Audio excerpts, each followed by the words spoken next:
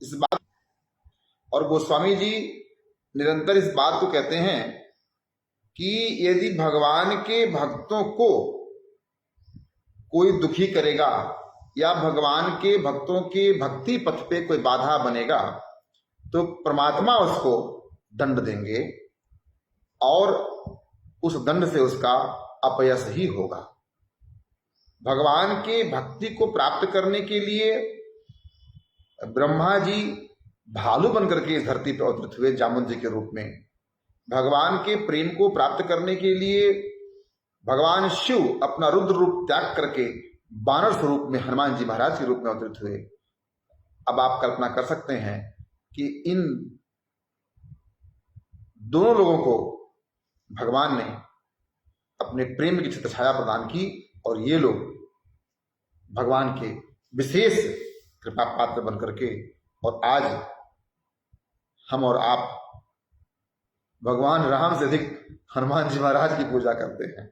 राम दुआरे तुम रखवारे, होत ना आज्ञा बिन पैसारे। तो गोस्वामी जी का भाव यह है कि आप परमात्मा से प्रेम करते हैं ये तो ठीक है, आप परमात्मा पे आश्रित हैं ये तो ठीक है।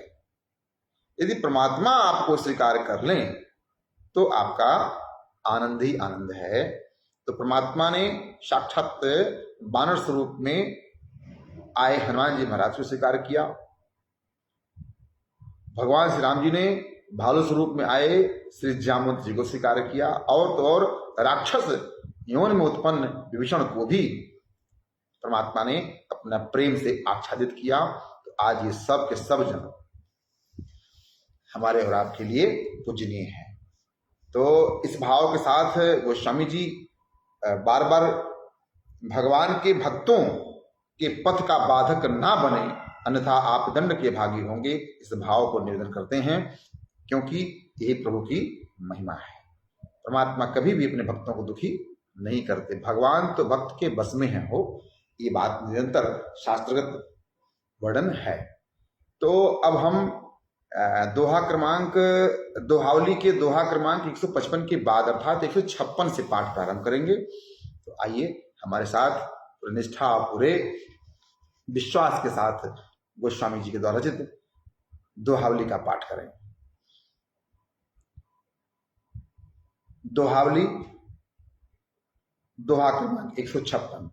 और यदि आपके पास दोहावली है तो आप जहां भी हैं समय है तो आप इसको पलटिए और दोहा क्रमांक 156 पे आइए और हमारे साथ पाठ करिए तो और अच्छा होगा। ऐसा नहीं है तो आप मुझे श्रवण करें और उसके भाव को भी आप प्राप्त करें। बोलिए गोस्वामी तुलसीदास जी महाराज की जय हो। दोहा क्रमांक 156। जातिहीन अघ जन्म मही, मुक्त कीन्ही असी नारी, महामंद मन सुख चहसी, ऐसे प्रभु ही बिसारी।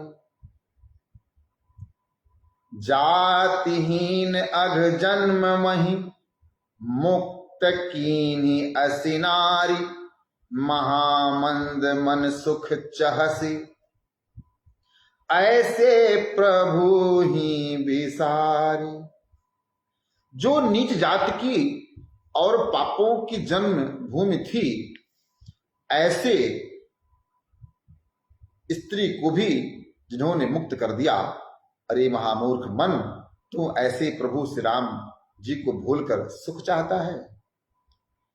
परमात्मा कहते हैं कि माता सबरी जिस परिवार में जन्म ली थी वो अधम से अधम जात की थी और उनके यहां नीच कर्म होते थे,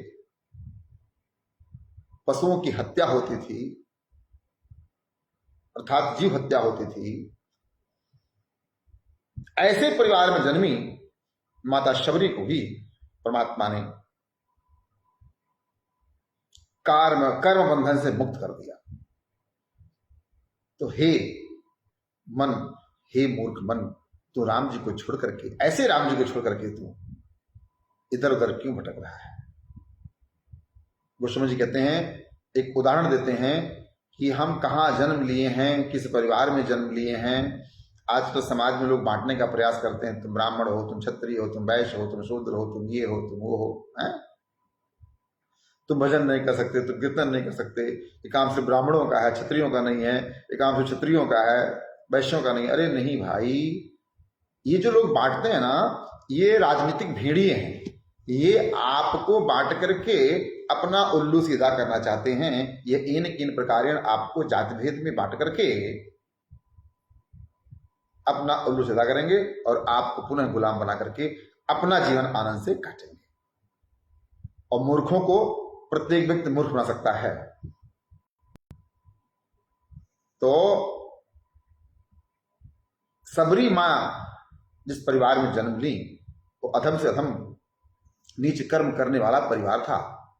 उसके बाद भी मैया ने उसको त्यागा, गुरु शरण में आई, गुरु जी ने कृपा किया, मार्गदर्शन किया और उस मार्ग को चलती रही। राम जी स्वयं चल करके आए और दर्शन दे करके उन्हें भी कर्म बंधन से मुक्त करके परम धाम प्रदान किया। तो हे मन, ऐसे भगवान को छोड़कर तू किसी और को क्यों भज रहा है? भगवान श्री राम जी की शरणागति, भगवान श्री राम जी की वत्सलता का वर्णन गोस्वामी जी कर रहे हैं। बंधु बधूरत कहि कियो, बचन निरुत्तर बाल, तुलसी प्रभु सुग्रीव की, चितई न कछु कुचाल। बंधु बधूरत कहि कियो, बचन निरुत्तर बाल, तुलसी प्रभु सुग्रीव की, चितई न कछु कुचाल। श्री राम जी ने बाली को तो यह कहकर निरुत्तर कर दिया कि तू भाई की स्त्री पर आसक्त है, परंतु तुलसीदास जी कहते हैं कि हे प्रभु, सुग्रीव की वैसी ही कुचाल पर कुछ भी ध्यान नहीं दिया। बाल बली बलशाल दल, सखा कीन्ह कपिराज, तुलसी राम कृपालु को, बिरद गरीब निवाज। श्री राम जी ने शरीर से बलि और सेना राज्यादि बलों से युक्त बाल को मारकर सुग्रीव को अपना सखा और बंदरों का राजा बना दिया। तुलसीदास जी कहते हैं कि कृपाल श्री रामचंद्र जी ही, बिरद ही गरीबों की रक्षा करना है। अर्थात जिसका कोई नहीं है उसके राम जी हो, जिसका कोई नहीं है उसके राम जी। अर्थात यदि हम अपने आप को कुछ भी ना माने, दीनहीन मान करके भगवान के चरणों में अपने आप को समर्पित करें, तो राघव जी हमारे इस निर्मलता को स्वीकार करके हमें वही कृपा प्रदान कर देंगे जो हनुमान जी महाराज को प्रदान किए, वही कृपा प्रदान कर देंगे जो माता सबरी को प्रदान किए, वही कृपा प्रदान कर देंगे जो भैया विभीषण को प्रदान किए, वही कृपा प्रदान कर देंगे जो सुग्रीव को प्रदान किए, वही कृपा प्रदान कर देंगे जो हनुमान जी महाराज को प्रदान किए। तो भाव मेरा यह है कि आप कलुषित कर्म का त्याग करके निर्मल बन करके राघव जी की सेवा करें। कहा विभीषण लय मिलो, कहा बिगाड़ो बाल, तुलसी प्रभु शरणागतहि, सब दिन आए पाल। बाल ने तो भगवान का क्या बिगाड़ा था और विभीषण ऐसा क्या लेकर आया था? उसे लंका का राज देकर अभय कर दिया।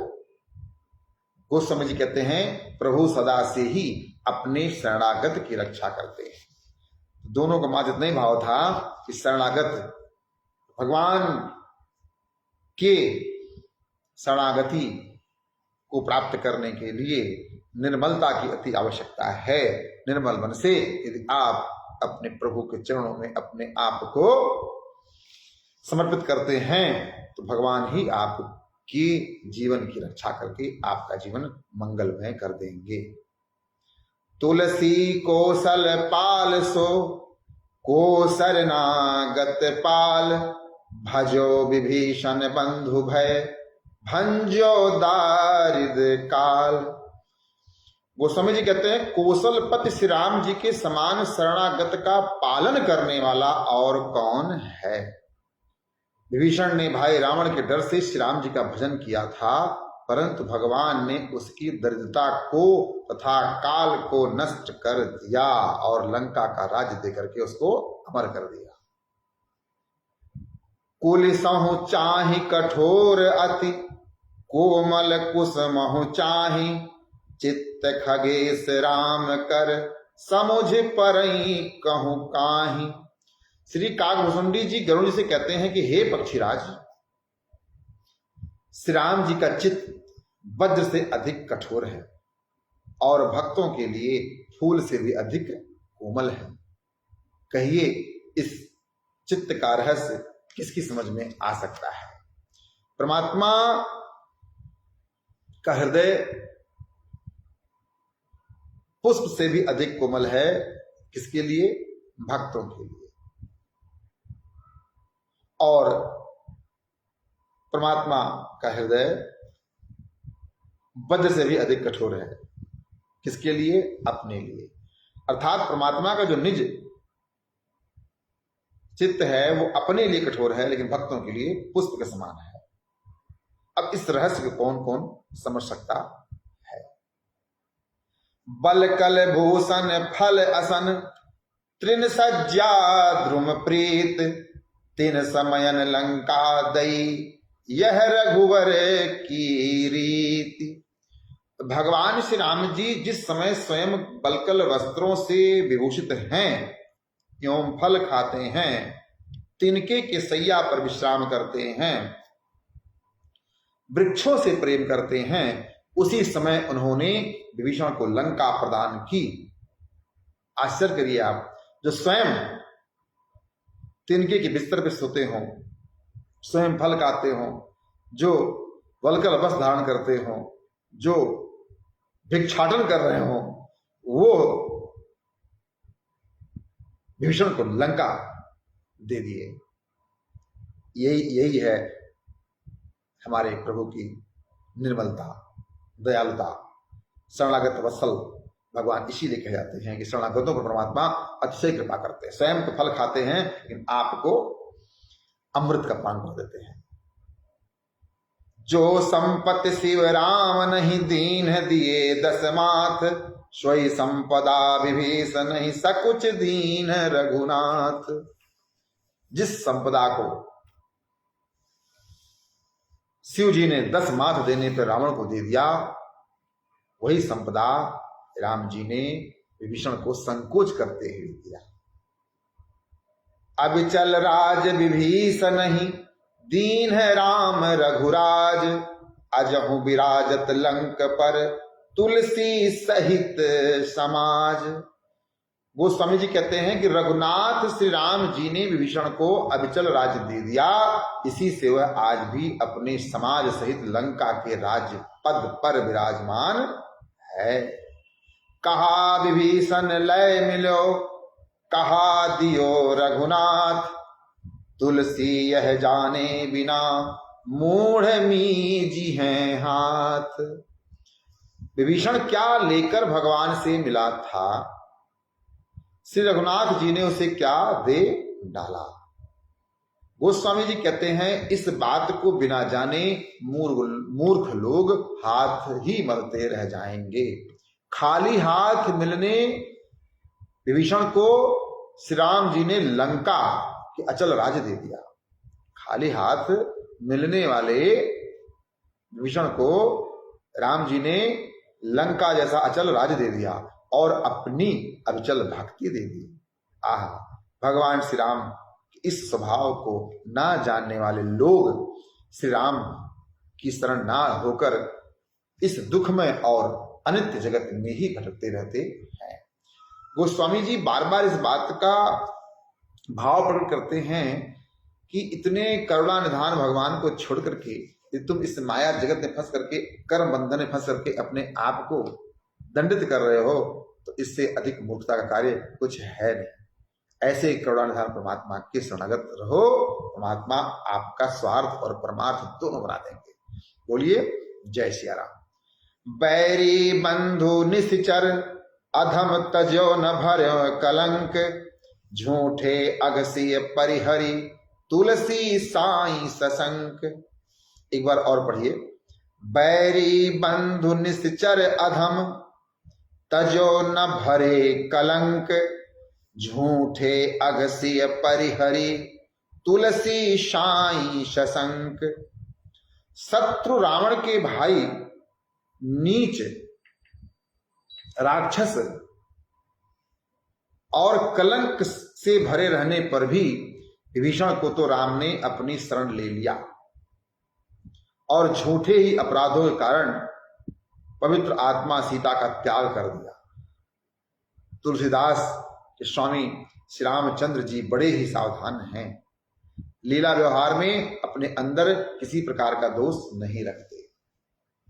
गोस्वामी जी कहते हैं कि यदि आप निर्मलता के साथ राघव शरण में आएंगे तो परमात्मा आप कहाँ जन्म लिए हैं, आपका कुल क्या है, आप किस समाज से आते हैं, इसका ध्यान नहीं करते हो।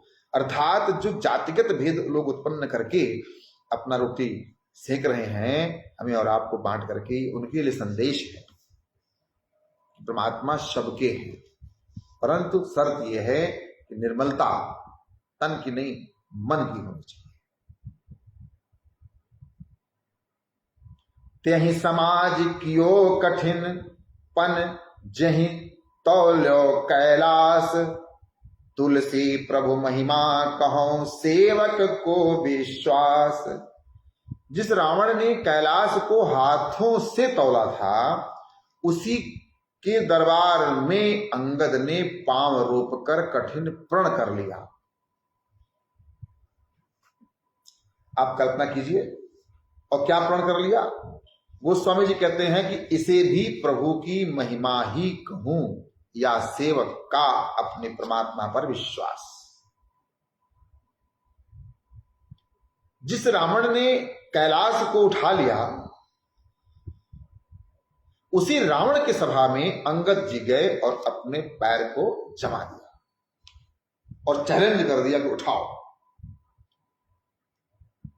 वो स्वामी जी कहते हैं इसे मैं प्रभु की महिमा कहूं या सेवक का विश्वास। हाँ, यदि हम पूर्णतः प्रभु पर आश्रित हो जाते हैं तो हमारे संकल्प को परमात्मा स्वयं पूर्ण करते हैं। ऐसे हैं हमारे परमात्मा राजा रामचंद्र भगवान, रघुनंदन सरकार, राघवेंद्र सरकार, राघव सरकार। बोलिए जय श्री राम। इसे मैं क्या कहूं। हाँ, इसको आप भक्त का अपने भगवान पर विश्वास ही कहिए, इसको आप भगवान की लीला ही कहिए, इसको आप भगवान का अपने भक्तों पर अतिशय करुणा और कृपा ही कहिए। सभा सद निरखि पट पकड़ी उठायो हाथ, तुलसी कियो 11 बसन बेस जदुनाथ। जिस समय द्रौपदी ने सभा की और सभासदों की ओर देखकर एक हाथ से अपनी साड़ी को पकड़ा और दूसरे हाथ को ऊंचा करके भगवान को पुकारा, गोस्वामी जी कहते हैं उसी समय यादवपति भगवान श्री कृष्ण ने 11वां वस्त्रा अवतार धारण कर लिया। त्राहि तीन कहो द्रौपदी तुलसी राज समाज, प्रथम बढ़े पट पिए बिकल चाहत चहित निज काज। एक बार पुनः पढ़िए। त्राहि तीन कहो द्रौपदी तुलसी राज समाज, प्रथम बढ़े पट बिए बिकल चाहत चकित निज काम। वो समझ कहते हैं राजसभा में द्रौपदी ने घबराकर 3 बार त्राहि माम त्राहि माम त्राहि माम पुकारा। पहली त्राहि कहते ही वस्त्र बढ़ गया। दूसरी बार जब उसने कहा तो भगवान व्याकुल उठे और द्रौपदी को सताने वालों के लिए अब क्या किया जाए। इस भाव में आ गए। और जब तीसरी बार द्रौपदी ने त्राहिमाम किया तो चकित होकर परमात्मा दुष्ट संहार रूपी कार्य की इच्छा करने लगे, अर्थात दुशासन आदि कौरवों के संहार का निश्चय कर लिया। अर्थात भक्त के सच्चे मन से की हुई एक भी पुकार व्यर्थ नहीं जाती। गोस्वामी जी यहाँ माता द्रौपदी के जीवन में घटित उस घटनाक्रम का वर्णन कर रहे हैं, इसमें उन्हीं के राज दरबार में उन्हीं के ही ज्येष्ठ ससुर, उन्हीं के ही पितामह, उन्हीं के ही देवर, उन्हीं के पतियों के समक्ष, उन्हीं के दरबार में उनका वस्त्र हरण करने का प्रयास किया गया। और उस समय अब किसको बचा? अब कौन है उनके समक्ष? सब तो सामने बैठे हैं, जो अपने हैं वही तो वस्त्र उतार रहे हैं। आज समाज की भी स्थिति कुछ ऐसे ही हो गई है। हमारे अपने ही हमारा विरोध करते हैं, हमारे अपने ही हमारा चीरहरण करते हैं। तो ऐसे विषम परिस्थिति में अब किसको पुकारेगी द्रौपदी? पांचों पति समक्ष बैठे हैं, पितामह समक्ष बैठे हैं, ज्येष्ठ समक्ष बैठे हैं, देवर ही, काका श्री गुरुदेव, कुलगुरु और समस्त समाज समक्ष बैठा है, और उनके समक्ष ही परिवार का ही एक बालक चीरहरण कर रहा है। तो अब द्रौपदी किसको पुकारेगी? द्रौपदी ने त्राहिमाम त्राहिमाम त्राहिमाम पुकारा। 3 बार पुकारने से परमात्मा एक बार सजग हुए, दूसरी बार चिंतन किए और तीसरी बार निर्णय ले लिए कि इनका विनाश कैसे करेंगे। ऐसे कृपालु हमारे परमात्मा हैं। आप बुलाओ तो सही, आप तो स्वयं अपने आप को भगवान मान के बैठे हो। हाँ, थोड़ा पद प्राप्त कर लिया, थोड़ा धन प्राप्त कर लिया, थोड़ा यौवन प्राप्त कर लिया तो लगे अपने आप को ही है। नहीं, इस ईगो से बाहर निकलिए और परम पिता परमात्मा के लिए कार्य कीजिए, आपका जीवन धन्य हो जाएगा। सुख जीवन को चाहत सुख जीवन हरि हाथ, तुलसी दाता मांगन्यो देखियत अवध अनाथ। सुख जीवन सबको चाहत, सुख जीवन हरि हाथ, तुलसी दाता मांगन्यो देखियत अवध अनाथ। सब कोई सुखमय जीवन चाहते हैं, परंतु सुखमय जीवन श्री हरि के हाथ में है। अच्छा, थोड़ा सा आप धन कमा लेते हो, उसको सुख मान लेते हो क्या? वो धन आते ही आपके घर में विघटन प्रारंभ कर देता है। धन आपके जेब में, विघटनकारी तत्व तो आपके घर में पहुंच जाते हैं। आप उसको जब तक समझते हो तब तक बहुत विलंब हो जाता है। सुख सुख सुख मात्र मात्र मात्र मेरे परमात्मा के हाथ में है। वही कृपा करेंगे तभी आपको सुख प्राप्त होगा। सुख जीवन सबको चाहते। कौन है इस जगत में जो सुखपूर्ण जीवन नहीं चाहता? और सुख जीवन हरि हाथ, परमात्मा के हाथ में सुख है। और तुलसी दाता मांगन्यो देखियत अबुध अनाथ। गोस्वामी जी कहते हैं जगत में दाता और भिखारी दोनों ही मूर्ख और अनाथ दिखाई देते हैं। दाता इसलिए मूर्ख हैं कि उन्हें दान के अभिमान से बच जाते हैं, और भिखारी इसलिए अनाथ हैं क्योंकि वे सर्वलोक महेश्वर, सबके हृदय अकारण कृपाल भगवान को छोड़कर नासवान लोगों से नासवान भोग मांगते हैं। अब गोस्वामी जी कहते हैं कि जो लोग भगवान को छोड़ करके इतर उतर मांगते हैं वो भी मूर्ख हैं, और जो लोग ऐसे लोगों को सहयोग करके दान करके इतराते हैं वो भी मूर्ख हैं, क्योंकि सुख तो परमात्मा के हाथ में है। तो यदि आपको सुख चाहिए तो आप परमात्मा से मांगिए। यदि आपको सुख चाहिए तो परमात्मा ही आपको सुख प्रदान कर सकते हैं। बोलिए जय श्री राम। कृपन दे पाइए परो बिनु साधे सिद्ध होई, सीतापति सन्मुख समुझ जो की जय सुबह सोई। कृपण दे देता है, पड़ा मिल जाता है, बिना ही साधन के सिद्ध हो जाती है। श्री जानकी नाथ को सम्मुख समझकर जो कुछ कीजिए वही शुभ हो जाता है। हमें कुछ भी यदि शुभ कार्य करने हैं तो भगवान श्री जगन्नाथ, भगवान श्री जानकी नाथ, भगवान श्री हरि, भगवान श्री शिव जी को समर्पित करके मांग लीजिए, सब आपको मिल जाएगा।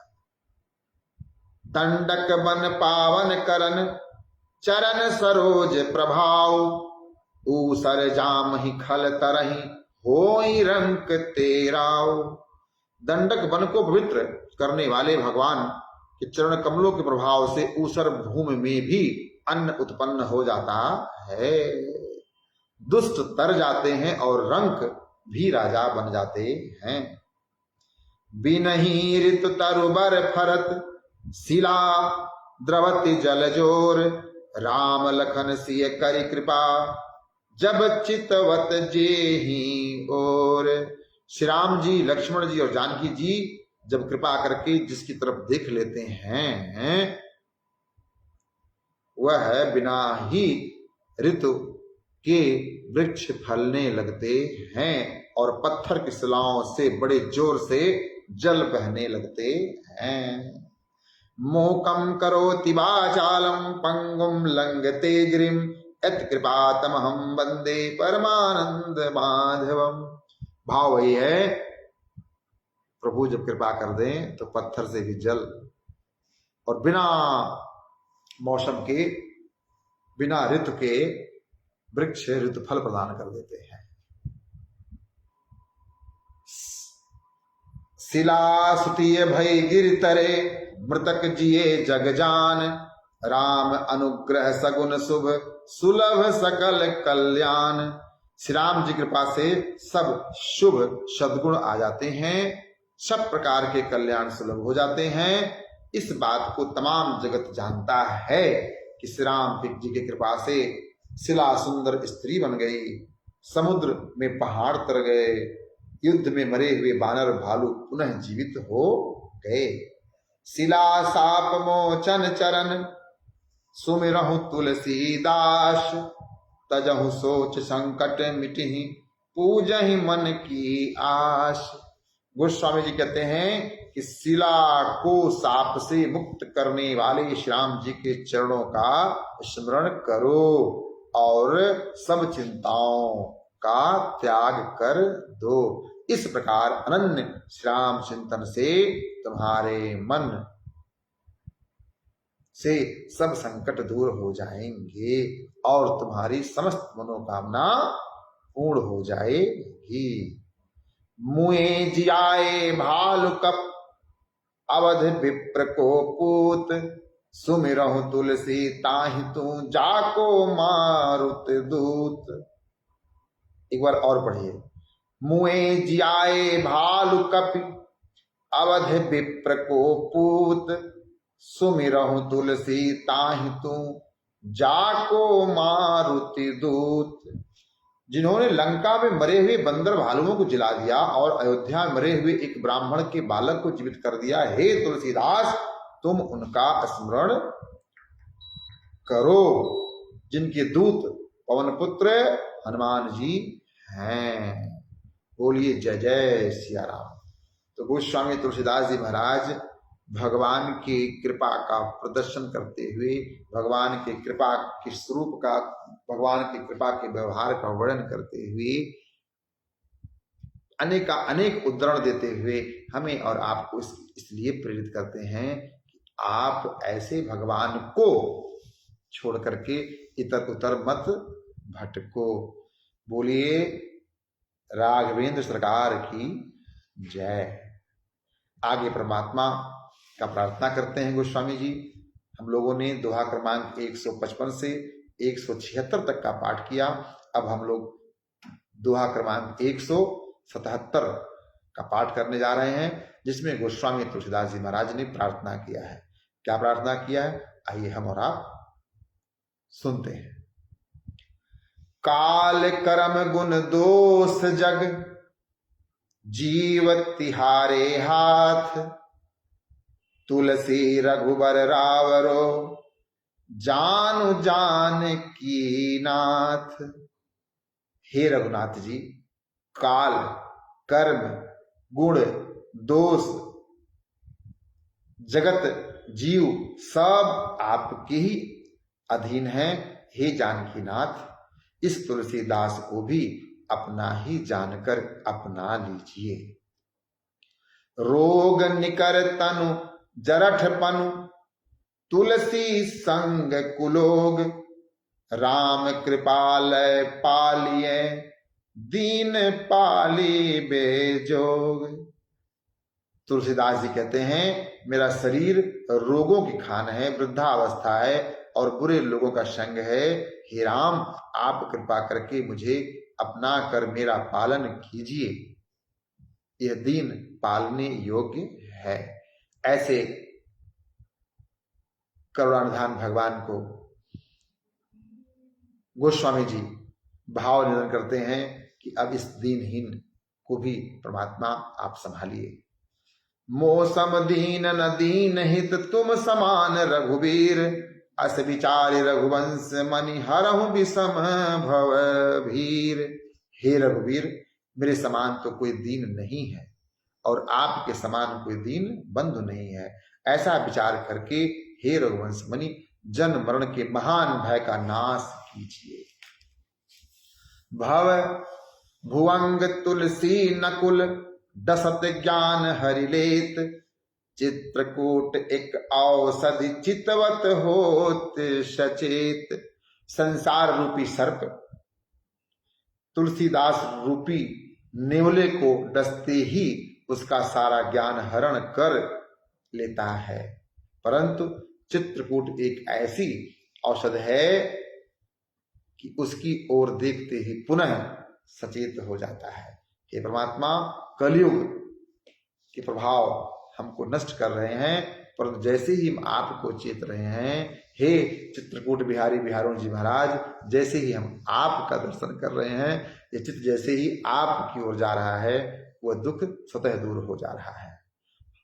हो कहावत सब कहत, राम सहत उपहास, साहिब सीतानाथ सो सेवक तुलसीदास। सब लोग मुझे श्री राम जी का दास कहते हैं और मैं भी बिना लज्जा संकोच के कहलाता हूं।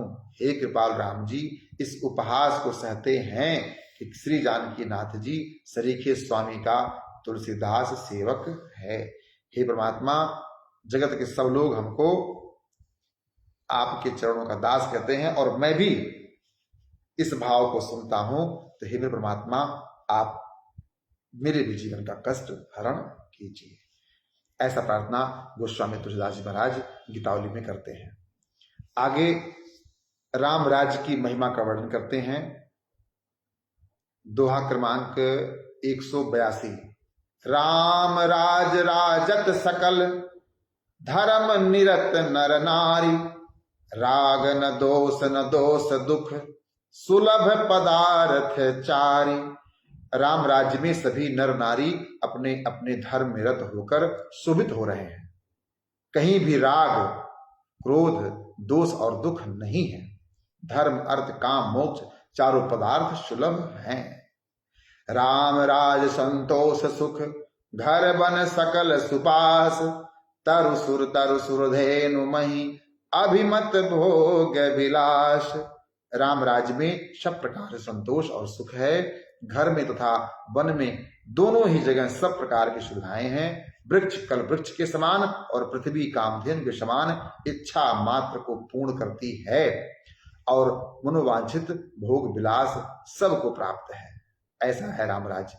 खेती बनि विद्या बनिज, सेवा शिल्प सुकाज, तुलसी सुर तरु सरिस सब, सुफल राम के राज।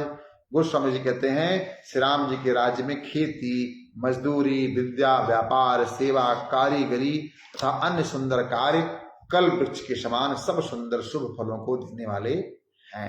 राम राज्य में जो जिस काम में लगा है उसी में ही, उसी कार्य से ही उसकी मनोकामना पूर्ण हो रही है।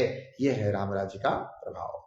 दंड जतिन कर भेद जह, नर्तक नृत्य समाज, जीत हूं मन ही सुनी है अस रामचंद्र के राज। रामचंद्र जी के राज्य में दंड केवल सन्यासियों के हाथ में रह गया था और भेद केवल नाचने वालों के नृत्य समाज में था और जीतो शब्द केवल मन को जीतने के प्रसंग में ही सुन पड़ता था। राजनीति में साम दाम दंड भेद 4 शत्रु को जीतने के उपाय कहे गए हैं, परंतु श्री राम राज्य में कोई शत्रु था ही नहीं जिसके लिए इनसे काम लेना पड़े। अतएव दंड और भेद के नाम से तो क्रमशः उपर्युक्त वस्तु तथा भाव रह गए थे और साम दाम स्वाभाविक सात्विक गुण हो गए हैं। कोपे सोच न पोच कर करिए निहोर न काज, तुलसी परमित प्रीत की रीति राम के राज। तुलसीदास जी कहते हैं श्री रामचंद्र जी के राज्य में प्रेम की रीति सीमा तक पहुंच गई थी। आह, इनसे ना तो किसी को क्रोध करने पर कोई किसी की चिंता करता है और ना ही उसका कोई अपकार करता है।